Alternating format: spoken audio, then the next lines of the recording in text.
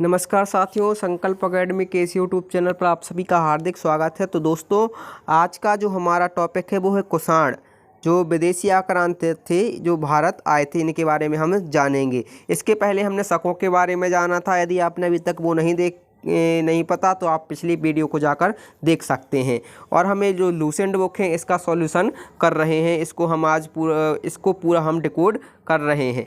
तो आइए हम इसको कुषाणों के बारे में जानना शुरू करते हैं। तो पहलब के बाद कुषाण भारत आए। पहलब के बाद भारत कौन आते हैं? कुषाण आते हैं, जो यूची और तोखरी भी कहलाते हैं। और ये लोग यूची और तोरकी भी कहलाते हैं। तो क्या कहलाते थे? यूची और तोरकी। पहलब के बाद कुषाण आए। कुषाण कौन कहलाते थे? यूची और तोखरी भी कहलाते थे। यूची नाम का एक कबीला 5 कुलों में बटा था। यूची नाम का कबीला कितने? 5 कुलों में बटा था। उनमें से एक कुल के थे कुषाण, और उनमें से एक कुल के क्या थे? कुषाण लोग थे। तो यूची नामक कबीला 5 कुलों में बटा हुआ था। उनमें से एक कुल के कुषाण लोग थे। कुषाण वंश के संस्थापक कुजुल कडफिसेस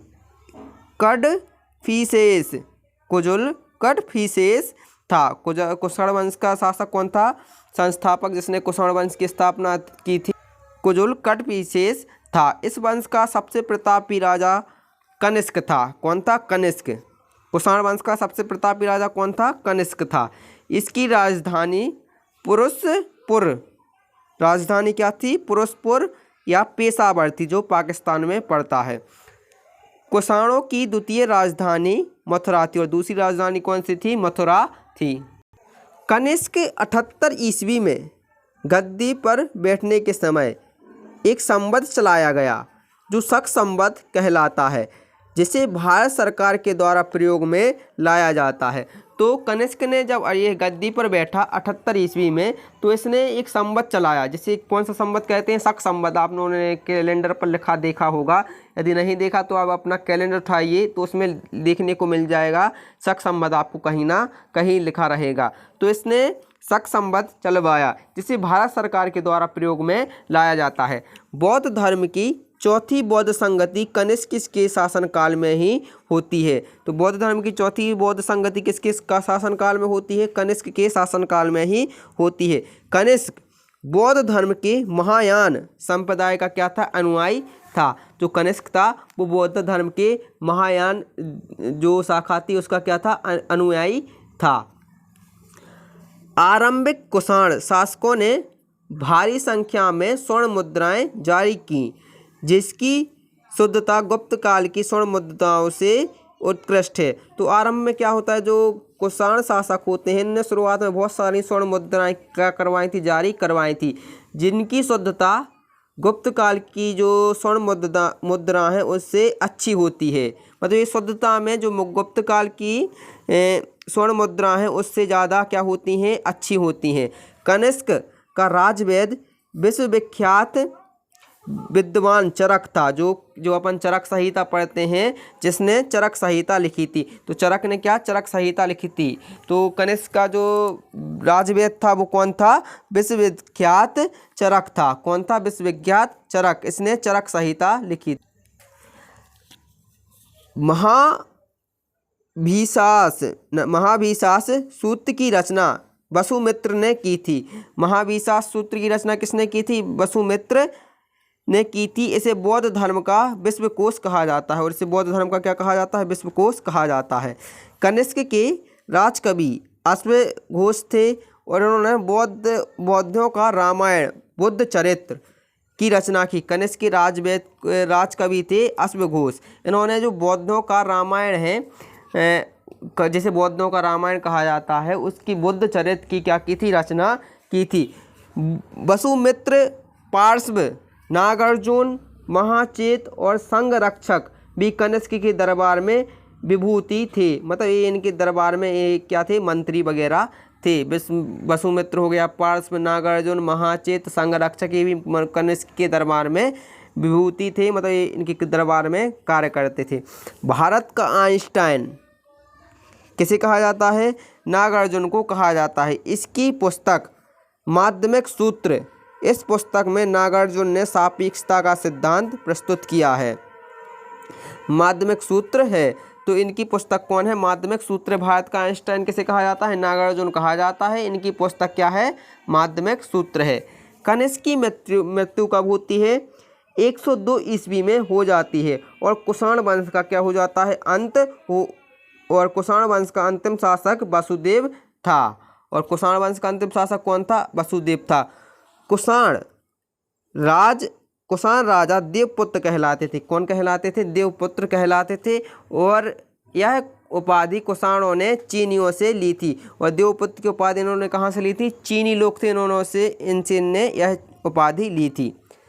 गांधार शैली व मथुरा शैली का विकास कनिष्क के शासनकाल में ही होता है। जो मंदिरों के निर्माण की शैली है गांधार और मथुरा शैली, इसका जो विकास है वो कनिष्क के शासनकाल में ही होता है। रेशम मार्ग पर नियंत्रण रखने वाले शासकों में सबसे प्रसिद्ध कुषाण थे। और रेशम मार्ग पर नियंत्रण रखने वाले शासकों में सबसे प्रसिद्ध या सबसे प्रमुख शासक कौन थे? कुषाण थे। कुषाण साम्राज्य में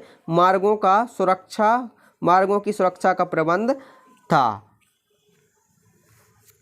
रेशम बनाने की तकनीक का आविष्कार सबसे पहले चीनियों ने किया था। और रेशम बनाने वाली तकनीक का सबसे पहले आविष्कार किसने किया था? चीनियों ने किया था। तो दोस्तों ये था कुषाण वाले। इसके बारे में हम एक बार पूरा रिवाइज कर लेते हैं, हम आपको बताते हैं। तो दोस्तों पहलवों के बाद, जो पहलव वंश इनों के बाद जो कुषाण है ये लोग भारत आए। और जो यूची या तोरखी कहलाते थे। कुषाण क्या कहलाते थे? यूची और तोखरी कहलाते थे।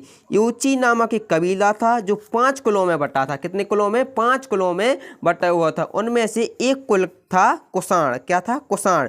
कुषाण वंश का जो संस्थापक था वो कुजुल कडफिसेस। इसका नाम याद रखना, कुजुल याद रख लेना कि कुषाण वंश का शासक कुजुल था। क्या था? कुजुल था। इस वंश का सबसे प्रतापी जो राजा था वो कौन हुआ? कुषाण वंश का सबसे प्रतापी राजा कनिष्क था। और इसने अपनी राजधानी पुरुषपुर या पेशावर को बनाया। कुषाणों की द्वितीय राजधानी कौन सी थी? मथुरा थी। कनिष्क 78 ईस्वी में राजगद्दी पर बैठता है और यह एक संवत चलवाता है जिसे शक संवत के नाम से जाना जाता है और जिसे आज भारत सरकार प्रयोग में लाती है। और जो चौथी बौद्ध संगति हुई थी वो कनिष्क के शासनकाल में ही कुंडलवन में होती है। और इसका जो प्रसिद्ध बौद्ध विद्वान था वसुमित्र की अध्यक्षता में यह बौद्ध संगति कराई जाती है। कनिष्क बौद्ध धर्म के महायान संप्रदाय का अनुयायी था। आरंभ में क्या होता है? कुषाण शासकों ने भारी संख्या में स्वर्ण मुद्राएं जारी करवाई थी और यह इतनी शुद्ध थी कि गुप्त काल की स्वर्ण मुद्राएं थी उनसे भी क्या थी? बहुत शुद्ध थी। कनिष्क का जो राजवेद था वो कौन था? चरक था, जिसने चरक संहिता नामक क्या लिखी थी? पुस्तक लिखी थी, जिनसे हम लोग सभी जानते हैं। चरक कौन थे? आयुर्वेद के बहुत बड़े ज्ञाता थे और ये बहुत बड़े राजवेद थे। तो ये किसके राजवेद थे? चरक की कनिष्क के राजवेद थे। और महाविशास सूत्र की रचना वसुमित्र ने की थी। इसे बौद्ध धर्म का विश्वकोश कहा जाता है। कनिष्क के राजकवि अश्वघोष थे और अश्वघोष ने बौद्धों का रामायण बुद्ध चरित्र की क्या की थी? रचना की थी। और भारत का आइंस्टाइन किसे कहा जाता है? नागार्जुन को कहा जाता है। इसकी पुस्तक माध्यमिक सूत्र, जिसमें सापेक्षता का सिद्धांत लिखा है, इसी के शासनकाल में लिखी गई थी नागार्जुन ने। और नागार्जुन इसी के दरबार में क्या थे? कवि थे या इसके मंत्री थे। कनिष्क की मृत्यु 102 ईस्वी में हो जाती है और कुषाण वंश का अंतिम शासक वासुदेव बनता है। और कुषाण राजा देवपुत्र कहलाते थे और यह उपाधि कुषाणों ने चीनियों से ली थी। और गांधार शैली हो गई और मथुरा शैली हो गई, इसका विकास कनिष्क के शासनकाल में हुआ था। और रेशम मार्गों पर नियंत्रण रखने के लिए कुषाण शासक थे वो बहुत प्रसिद्ध थे। कुषाण साम्राज्य में मार्गों का सुरक्षा का प्रबंध कराया गया था। रेशम बनाने की तकनीक का आविष्कार सबसे पहले चीनी लोगों ने किया था। तो दोस्तों ये था कुषाण वंश।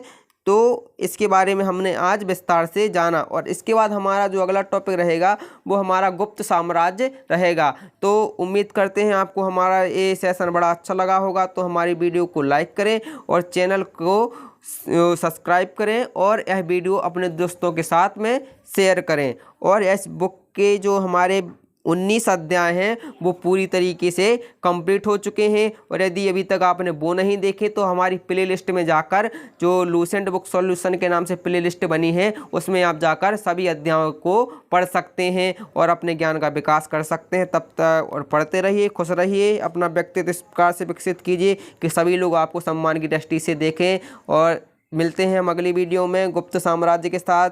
तो तब तक के लिए जय हिंद, जय भारत।